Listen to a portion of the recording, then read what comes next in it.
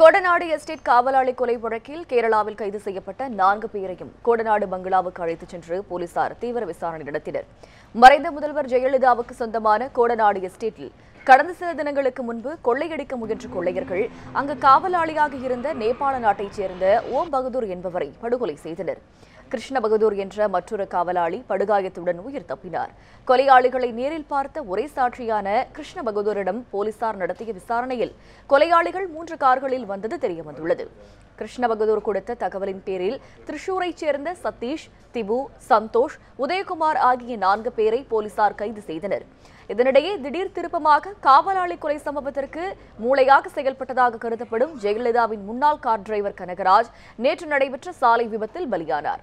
ஆத்தூர் புறவழிச்சாலையில் சந்தனகிரி பிரிவு ரோட்டில் கனகராஜ் மோட்டார் சைக்கிளில் வந்தபொழுது அந்த வழியாக வந்த சொகுசு கார் மோதியதில் அவர் உயிரிழந்தார்.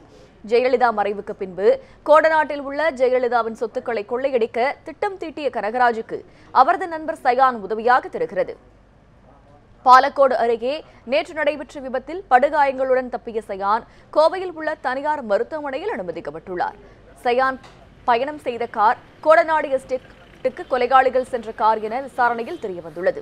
இதனிடையே கைதான திரிசூரைச் சேர்ந்த சதீஷ், திபு, சந்தோஷ், உதயகுமார் ஆகிய 4 பேரை போலீசார் கைது செய்து கோடநாடு பங்களாவுக்கு நேரில் அழைத்துச் சென்று விசாரணை மேற்கொண்டனர். செயல் விளக்கம் மூலம் கொள்ளை முயற்சி குறித்து விசாரணை நடத்திய அதிகாரிகள் பின்னர் அவர்களை கோத்தகிரி காவல் நிலையத்தில் வைத்து விசாரித்து வருகின்றனர்.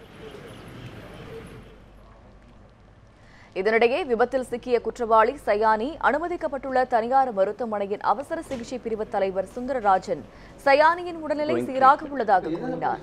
எனினும் அவருக்கு ஏற்பட்டிருக்கும் காயங்கள் தொடர்பாக எந்த ஒரு தகவலும் தர இயலாது எனவும் அவர் தெரிவித்தார். பேஷண்ட் எங்கள் ஹாஸ்பிட்டலுக்கு கூட்டிகிட்டு வந்தாங்க ஆம்புலன்ஸில். அவங்களுக்கு இப்போ ட்ரீட்மெண்ட் ஆகிட்டுருக்குங்க. க்ளோஸாக மானிட்டர் பண்ணிகிட்ருக்கோம். பேஷண்ட் ஸ்டேபிளாக இருக்காங்க.